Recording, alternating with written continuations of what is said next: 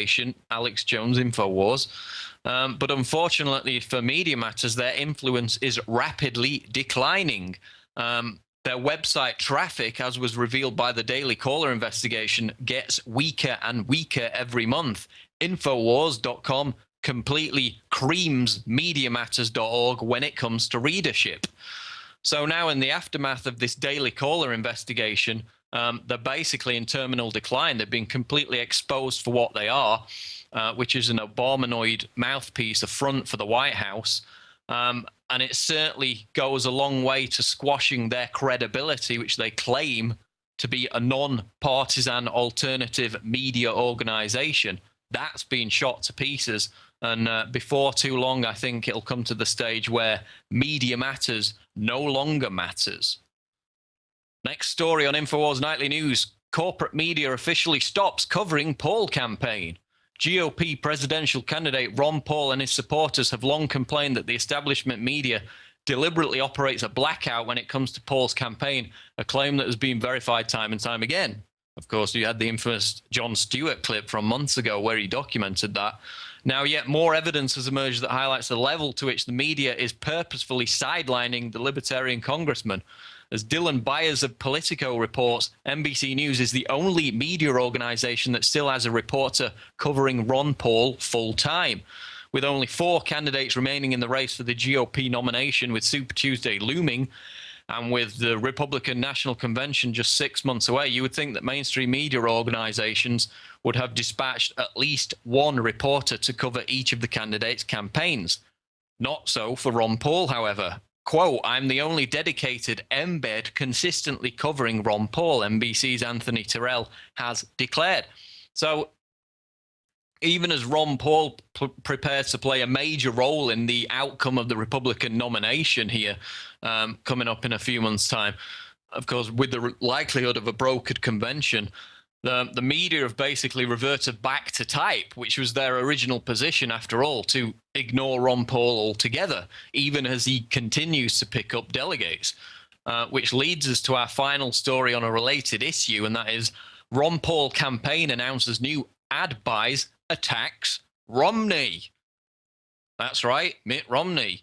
The Ron Paul 2012 campaign has announced new ad buys in Washington and Vermont ahead of Super Tuesday and plans to air an ad attacking Mitt Romney, dispelling suggestions that he and Paul are secretly in cahoots.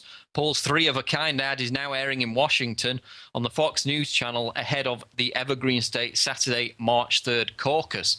The 60-second spot exposes the shortcomings of all 3 of Paul's GOP opponents, with a particular focus on Mitt Romney, labeling him a, quote, flip-flopper who's been on all sides, supported TARP, bailouts, and provided the blueprint for Obamacare. So, of course, over the past 2 weeks, we've had this political stunt, which Lou Rockwell on this show, turns out it was dead right when he called it an establishment trick, to claim that Ron Paul was in cahoots with Mitt Romney because he was, you know, supposedly groveling for this VP slot. First, Ron Paul came out and dismissed that completely, and now he's actually putting out ads attacking Mitt Romney for the big government gun-grabbing Obamacare-supporting socialist that he is. So the establishment neocons and the rest of the media who tried to insinuate that Paul had sold out his supporters by making a deal with the devil, this mythical pact with Mitt Romney, they're going to have to move on to smear number 578 or whatever number we're up to now with the attacks on Ron Paul. So we can officially put that one to bed. Ron Paul is going all the way to the convention as the only anti-establishment candidate, and all those Americans who vote for anyone else, well, they're going to get exactly what they deserve, which is another 4 years of war, police state, fiscal insanity, and the crumbling edifice of America as leader of the free world.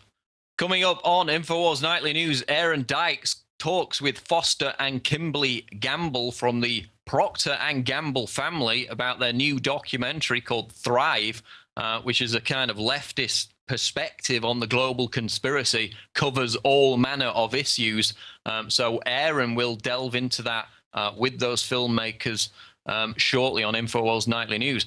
Now we're going to go to the quote of the day, which is from none other than Rupert Murdoch, of course, in the news recently. And of course, this is also pertinent in light of Andrew Breitbart's tragic death, because it pertains to the wider media tug of war between Murdoch and Soros on the left. Quote, much of what passes for quality on British television is no more than a reflection of the narrow elite which controls it and has always thought that its tastes were synonymous with quality.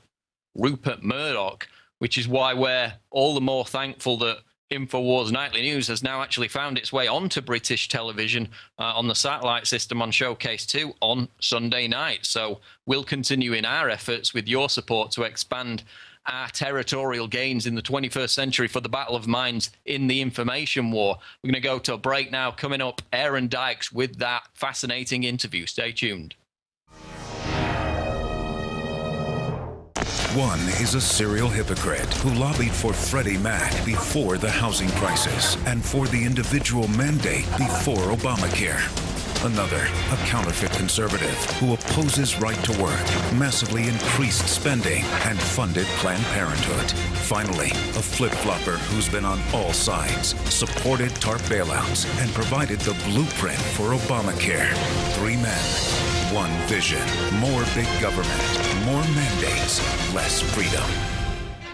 One man stands apart, ready to deliver real change, voting against every tax increase and every unbalanced budget every time. A real plan to cut $1 trillion year one and to balance the budget in 3. Pro-life, pro-liberty, guided by faith and principle. Ron Paul, the one who will restore America now. I'm Ron Paul, and I approve this message.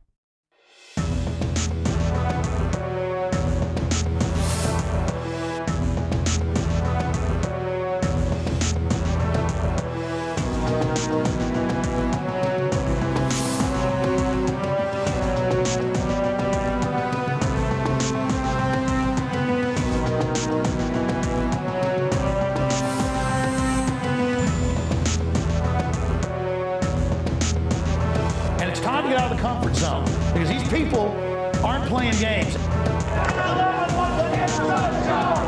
9/11 was an inside job. 9/11 was an inside job.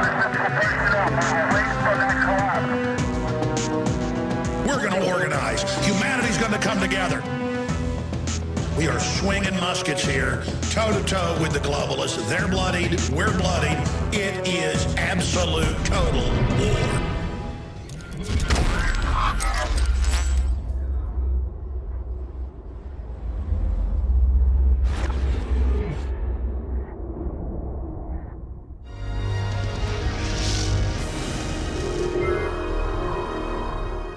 And we are back from break on the INFOWARS Nightly News. We're joined now by the two filmmakers of Thrive, which really takes a deep look at what we could do for alternative systems of energy and an altogether reformed system itself, as there's so many problems here on Earth, there's so many potentials, but how do we tap into that and how do we defeat the system that is currently occupying our world and preventing us from reaching that further development? We are joined now by Foster Gamble and his wife, Kimberly Carter Gamble, both who put together the film Thrive. Thanks so much for joining us. Yeah, thank you. It's a pleasure. Thanks for having us on. So, yeah, certainly appreciate you joining us. There's a whole history of hidden occult technology, suppressed free energy, going back to Tesla and John Worrell Keeley and so many other inventors, probably mostly 100 years ago and even more. And here we are today with our problems just growing and growing. And it seems we're unable to tap into that. We know it has to do with the entrenched interest and the way things have grown up around that issue. So let's kind of lay out the groundwork and then start to talk about what could be done about it. Great. Well, you mean in relation to free energy, the key to that area of solutioning, as well as so many others for us, as we lay out in the movie, is an understanding of this toroidal form, this donut-shaped vortex, which is apparently the fundamental shape that sustainable systems must acquire in order to last in a healthy way throughout our universe, you know, from atoms to the clustering of galaxies.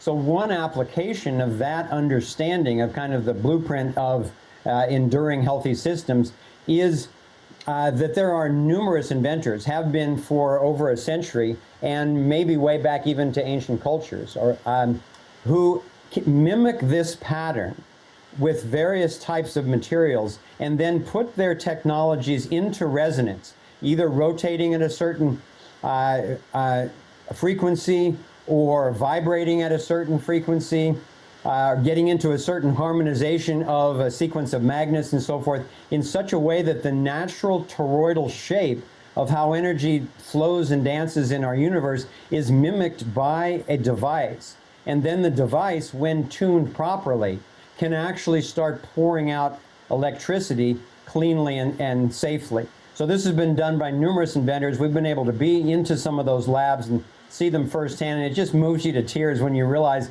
we don't need to be fighting over other people's oil. We don't need to be creating asthma and destroying our atmosphere and so forth. These technologies already exist. However, they are virtually all being brutally suppressed. These laboratories are being raided by SWAT teams. The equipment is being stolen. The patents are being suppressed and so forth. So we're in a political dilemma, kind of where the electric car was, 40 years ago, and now we're seeing the electric cars are finally starting to come out, even though we had them, decades ago. I have no question that we have access to these so-called zero point or radiant, these new energy technologies. Now we've just got to get enough social will, enough financial support behind these inventors to secure their labs and to get these technologies completed and out there so that people have access to them, and we can drastically reduce our electric and fuel bills, and also have proof that we're living actually in a universe of infinite abundance. But we've been told progress is about greater centralization of government, but actually this film shows, and all the research I've done shows, that getting independent, getting decentralized, going back to the local, and the idea of having that technology at a personal and community level is really what would give us what I would consider anyway true progress. Your responses to that? Talk about that at all? Yeah, well, I think that one of the things that we've done is we really embedded Thrive within a context of solutions, because I think that when people realize that there is so much that they can do on a local level and in their personal lives, it actually allows them to be more open to the information. I know for me, the way this started was that I used to work with abused and homeless kids. And when I did that, I subscribed to various magazines and periodicals all about the state